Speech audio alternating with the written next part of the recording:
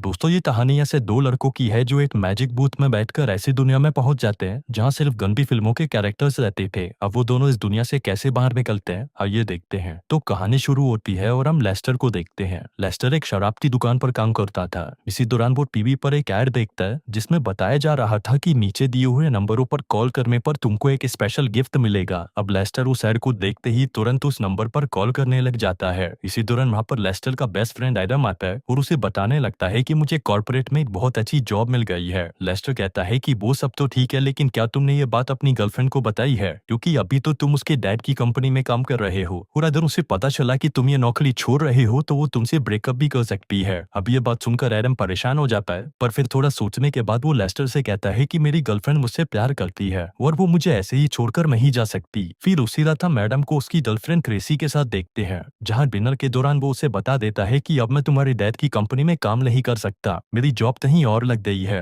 लेकिन ये सुनते ही ट्रेसी उस पर भड़क जाती है और उसे कहती है कि मैंने तुम्हारी इतनी अच्छी जगह पर जॉब लगवाई और तुम उसे छोड़कर कहीं और जाना चाहते हो। अब बेचारा एडम उसके सामने कुछ बोल नहीं पाता क्योंकि वो ट्रेसी के ही टुकड़ों पर पल रहा था, इसलिए वो चुपचाप अपना खाना खाता है और ट्रेसी की बकवास सुनता रहता है। आगे डिनर के बाद वो लेस्टर के पास आता है और उसे कहता है कि तुम सच बोल रहे थे, ट्रेसी मेरी बातों को कभी नहीं समझेगी। खैर अब वो दोनों बातें कर ही रहे थे कि तभी उनका डोरबेल बजता है। ये लोग जैसे ही दरवाजा खोलते हैं तो उनके सामने एक बहुत बड़ा बॉक्स पड़ा होता है। उस बॉक्स को खोलने पर उन्हें उसके अंदर एक फोन बूथ मिलता है। लेस्टर कहता है कि शायद ये वही सरप्राइज गिफ्ट है जिसके बारे में उस एड में बताया था। आगे वो उस बूथ का प्लग लगाकर उसे ऑन करता है और एडम से कहता है कि हम इसके अंदर जाकर देखते हैं कि अंदर क्या है। फिर जैसे ही वो दोनों बूथ के अंदर जाते हैं वो देखते हैं कि अंदर एक गंदी फिल्म चल रही होती है। लेस्टर कहता है कि ये तो मेरी फेवरेट फिल्म है, इसके अंदर सभी लोग पूरे दिन इंटीमेट होते हैं, वो भी बिना रुके। अब वो दोनों उस फिल्म को देख ही रहे थे कि तभी वो बूथ हिलना शुरू हो जाता है। उन दोनों को कुछ समझ नहीं आ रहा था कि ये क्या हो रहा है। तभी उस बूथ में से तेज रोशनी निकलती है और ये दोनों कहीं और पहुंच जाते हैं। आगे ये दोनों खड़े होते हैं और देखने लगते हैं कि हम कहाँ आ गए हैं। लेकिन इसी दौरान वहां पर दो लड़कियां आती हैं जो कि पुलिस वाली थीं। वो इन दोनों को अरेस्ट कर लेती हैं और पुलिस स्टेशन ले जाती हैं। आगे इन दोनों को अलग अलग कमरे में बंद कर दिया जाता है, क्योंकि सबसे पहले एडम के सामने एक डिटेक्टिव आता है जिसका नाम कार्ल था। वो एडम से पूछता है कि तुम कौन हो और कहाँ से आए हो। एडम कहता है कि तुम पहले मुझे ये बताओ कि तुम कौन हो और ये कौन सी जगह है। अब कार्ल उसे धमकाने लगता है कि अगर तुमने मुझे सच नहीं बताया तो मैं तुम्हें अंदर कर दूंगा। लेकिन एडम को इससे कोई फर्क नहीं पड़ता, क्योंकि उसे खुद भी समझ नहीं आ रहा था कि उसके साथ ये क्या हो रहा है। उधर दूसरी तरफ हम लेस्टर को देखते हैं जिसके पास एक सुंदर डिटेक्टिव मैरी आती है। अब लेस्टर उसको देखते ही एक्साइटेड हो जाता है। वहीं ये चीज मैरी भी देख लेती है और अपने हंटर से लेस्टर को मारने लगती है। लेकिन इतनी मार खाने के बाद भी लेस्टर नहीं सुधरता और वो मैरी से कहता है कि क्या तुम मेरे साथ इंटीमेट होना चाहोगी। लेकिन ये सुनते ही मैरी उसे और मारने लगती है। वही एडम चुपके से अपने रूम से बाहर आ जाता है, जिसके बाद वो लेस्टर के पास आता है और उसे भी अपने साथ बाहर ले जाता है। आगे ये भागते हुए घर के पास पहुंचते हैं जहां बहुत सारी लड़कियां पार्टी कर रही थी।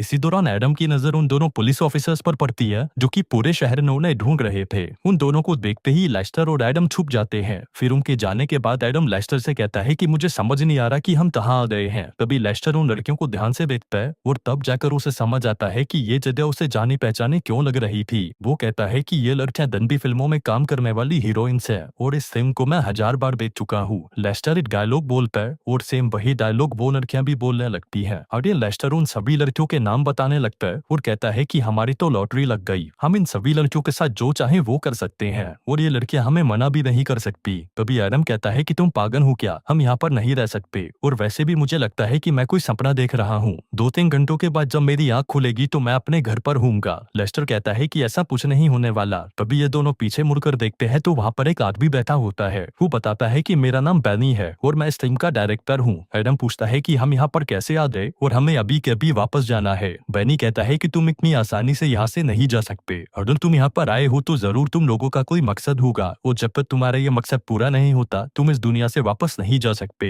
जो कहकर वो वहाँ से गायब हो जाता है। इसलिए वो लेस्टर से कहता है कि अब तुम ही बता दो कि हमें क्या करना चाहिए, क्योंकि इस जगह को सिर्फ तुम ही अच्छे से जानते हो। लेस्टर कहता है कि यहाँ पर एक घर है जहाँ पर कभी कोई नहीं आता, बस कुछ लड़कियां आती हैं पार्टी करने के लिए, पर तुम चिंता मत करो, मैं उन्हें संभाल लूंगा। आगे ये दोनों उस घर के अंदर चले जाते हैं और वो घर भी पूरी तरह खाली होता है। लेकिन तभी उन्हें वहाँ पर कुछ लड़कियों की आवाज सुनाई देती है, जो सुनकर वो दोनों वहीं पर छुप जाते हैं। फिर कुछ देर बाद उस घर के अंदर दो लड़कियां आती हैं और आते ही अपने कपड़े उतारने लगती हैं। उधर एडम और लेस्टर भी उन दोनों को देख रहे थे, लेकिन तभी एक लड़की जिसका नाम मारिया था वो एडम को देख लेती है। वो उसे कहती है कि तुम यहाँ पर क्या कर रहे हो। वहीं एडम भी उसे सारी सच्चाई बता देता है और कहता है कि मैं और मेरा दोस्त इस दुनिया में फंस चुके हैं। साथ ही कुछ पुलिस ऑफिसर्स भी हमारे पीछे पड़े हुए हैं। अगर उन्होंने हमें पकड़ लिया तो वो हमें जेल में डाल देंगे। अब एडम की बातें सुनकर मारिया को उस पर दया आ जाती है और वो उसे कहती है कि मैं यहाँ से निकलने में तुम्हारी मदद करूंगी। उधर दूसरी तरफ डेफनी नाम की एक लड़की लेस्टर को देख लेती है, पर तभी लेस्टर उसे कहता है कि मैं क्वालिटी कंट्रोल से आया हूँ, तुम्हारे ये खिलौने बहुत ही अश्लील हैं, इसलिए मैं ये सारी चीजें जब्त करने आया हूँ। अब ये सुनते ही डेफनी डर जाती है और लेस्टर से कहती है कि क्यों ना तुम कुछ ले देकर इस मामले को रफा दफा कर दो। वहीं मारिया एडम से पूछ रही थी कि तुम कहाँ से आए हो, पर इसी दौरान वहाँ पर काल आ जाता है। मारिया कहती है कि ये कभी कभी हमसे मिलने आता है, जिस पर एडम कहता है कि इसी से तो हम भाग रहे थे और अब ये यहीं पर आ गया, प्लीज कैसे भी करके हमें बचा लो। अब मारिया एडम को लेकर सीधा डेफनी के कमरे में आ जाती है, लेकिन अंदर आते ही वो देखते हैं कि डेफनी और लेस्टर लेन देन का काम कर रहे थे। एडम कहता है कि तुम ये क्या कर रहे हो, जिस पर लेस्टर बताता है कि मैं तो इसकी मदद कर रहा था। आगे ये दोनों लड़कियां मिलकर लेस्टर और एडम को एक रूम में छुपा देती हैं ताकि काल उन्हें देख ना पाए। तभी काल भी वहां पर आ जाता है और उन दोनों से पूछता है कि क्या तुमने दो आदमियों को यहाँ पर देखा है, जिस पर वो कहती है कि नहीं, यहाँ पर तो बस हम दोनों ही हैं। आगे काल के जाने के बाद वो दोनों बाहर आते हैं, जहाँ मारिया देखती है कि एडम की हालत सही नहीं थी।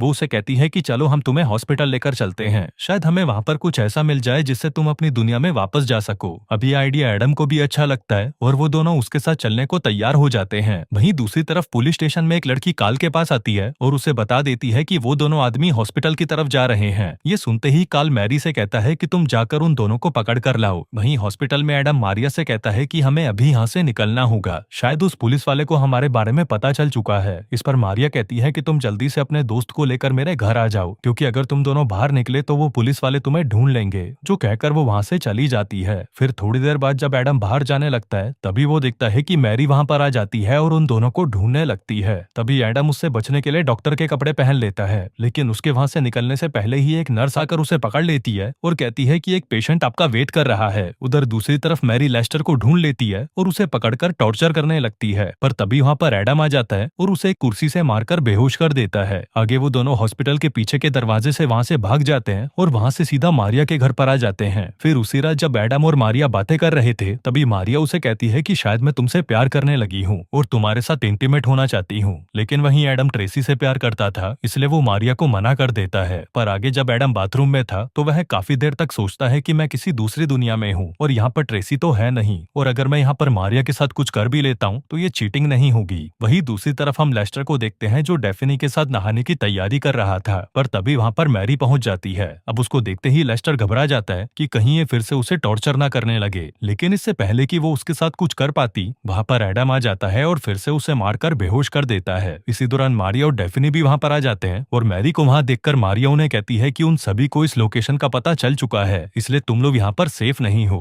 आगे वो उन्हें अपने कैंपस के लॉकर रूम में लेके जाती है और उन दोनों को वहीं पर लॉक करके वहाँ से चली जाती है। फिर एडम और लेस्टर जब बातें कर रहे थे, तभी लेस्टर समझ जाता है कि एडम मारिया को पसंद करने लगा है। वो उसे कहता है कि तुम्हें मारिया के साथ इंटीमेट होना चाहिए, तभी तुम दोनों एक दूसरे को अच्छे से जान पाओगे। पर इस पर एडम कहता है कि नहीं, मैं ट्रेसी को धोखा नहीं दे सकता। अब बातें करते करते वो दोनों वहीं पर सो जाते हैं। फिर सुबह होते ही एडम की आंख खुल जाती है और वो पूरे कैंपस को देखने के लिए बाहर आ जाता है। वहीं दूसरी तरफ हम काल को देखते हैं जो कि डेफनी के साथ इंटीमेट हो रहा था। इसी दौरान वो डेफनी से पूछता है कि वो दोनों लड़के कहाँ पर हैं, जिस पर डेफनी उसे सच बता देती है कि वो दोनों लॉकर रूम में हैं। उधर एडम जब घूमकर वापस लॉकर रूम में आता है तो वह देखता है कि लेस्टर वहाँ पर नहीं होता। वहीं काल के लोग भी उन दोनों को पकड़ने वहाँ पर आ जाते हैं, जिनको देखकर एडम वहाँ से भागने लगता है। इसी दौरान उसे लेस्टर भी मिल जाता है और वो दोनों वहाँ से भागने लगते हैं। तभी रास्ते में वो दोनों अपना लुक चेंज कर लेते हैं ताकि कोई उन्हें पहचान ना पाए। तभी लेस्टर एडम से कहता है कि शायद मुझे घर जाने का रास्ता मिल गया है। यहाँ पर जॉनी नाम का एक आदमी रहता है जिसके पास बड़े बड़े वीआईपी लोग आते हैं, शायद वो हमारी कोई मदद कर सकता है। अब वो दोनों मुंह उठाकर जॉनी की पार्टी में पहुंच जाते हैं, लेकिन बाहर ही इन्हें जेसी नाम की एक लड़की रोक लेती है और इन्हें अंदर नहीं जाने देती। तभी लेस्टर याद करने लगता है कि फिल्म के अंदर उस आदमी ने इस लड़की को कैसे मनाया था, जिसके बाद वो जेसी से कहता है कि तुम जहाँ चाहो जब चाहो मैं तुम्हारे साथ इंटीमेट हो सकता हूँ। अब ये सुनते ही जेसी खुश हो जाती है और उन दोनों को अंदर जाने की परमिशन दे देती है। अब अंदर आते ही वो दोनों पूरे घर में घूमने लगते हैं ताकि उन्हें घर जाने का रास्ता मिल जाए। वहीं पार्टी में मारिया भी थी जिसने उन दोनों को देख लिया था। वो भागकर एडम के पास आती है, पर तभी वो देखती हैं कि 2-4 लड़कियां एडम के साथ मजे कर रही होती हैं। अब ये देखकर मारिया गुस्सा हो जाती है और वहाँ से चली जाती है, लेकिन एडम को इस सबसे कोई फर्क नहीं पड़ता।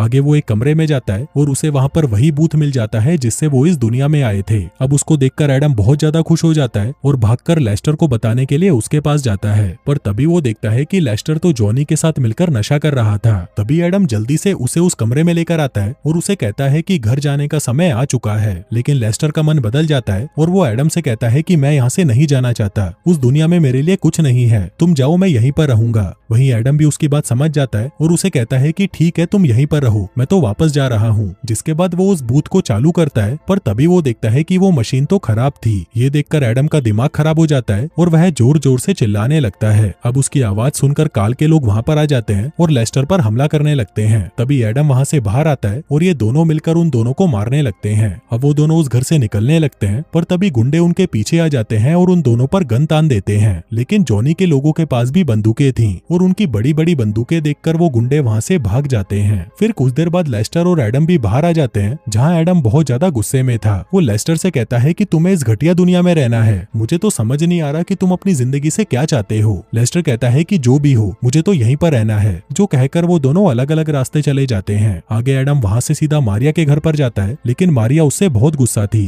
वो उसे कहती है कि तुम भी बाकी मर्दों की तरह घटिया निकले, जो कहकर वो उसे अपने घर से बाहर निकाल देती है। अब एडम बाहर आकर सड़क पर बैठ जाता है और अपने उन पलों को याद करने लगता है जिनको उसने मारिया के साथ बिताया था। फिर जैसे ही सुबह होती है, एडम के सामने एक वैन आती है जिसको लेस्टर चला रहा था। वो एडम से कहता है कि जल्दी से गाड़ी में बैठो, जिसके बाद वो उसे सीधा बैनी के घर पर ले जाता है, क्योंकि वो बूथ वहीं पर हो सकता था। आगे वो दोनों उस घर में आकर अपने कपड़े बदल लेते हैं और एक एक कमरे की तलाशी लेने लगते हैं। पर तभी वहाँ पर काल और मैरी भी आ जाते हैं और उन दोनों से कहते हैं कि हार मान लो, नहीं तो हम तुम्हें मार डालेंगे। अब वो चारों आपस में लड़ने लगते हैं और लड़ते लड़ते एक पूल में आकर गिर जाते हैं। पर तभी वहाँ पर बैनी आ जाता है और उनसे पूछता है कि ये क्या हो रहा है। एडम कहता है कि बस अब बहुत हुआ, मुझे अभी यहाँ से वापस जाना है। बैनी कहता है कि इस दुनिया में आकर रहने का मौका किसी को नहीं मिलता और तुम यहाँ से जाना चाहते हो, ठीक है, अगर तुम जाना चाहते हो तो चले जाओ। जो कहकर बैनी जैसे ही चुटकी बजाता है, उसके सामने वो फोन बूथ वापस आ जाता है। तभी एडम की नजर मारिया पर पड़ती है, जो बहुत उदास लग रही थी। अब एडम मारिया के पास जाता है और उसे पकड़कर किस करता है, लेकिन तभी वो वहाँ से गायब हो जाता है और वापस अपनी दुनिया में आ जाता है। उधर लेस्टर कहता है कि मुझे भी अब वापस जाना है, पर तभी बैनी उसके पास आता है और उसे बताता है कि तुम मेरे बेटे हो। लेकिन ये सुनते ही लेस्टर घबरा जाता है और बेहोश हो जाता है। वहीं एडम उस बूथ को वापस ठीक करने की कोशिश करता है ताकि वो वापस उस दुनिया में जा सके,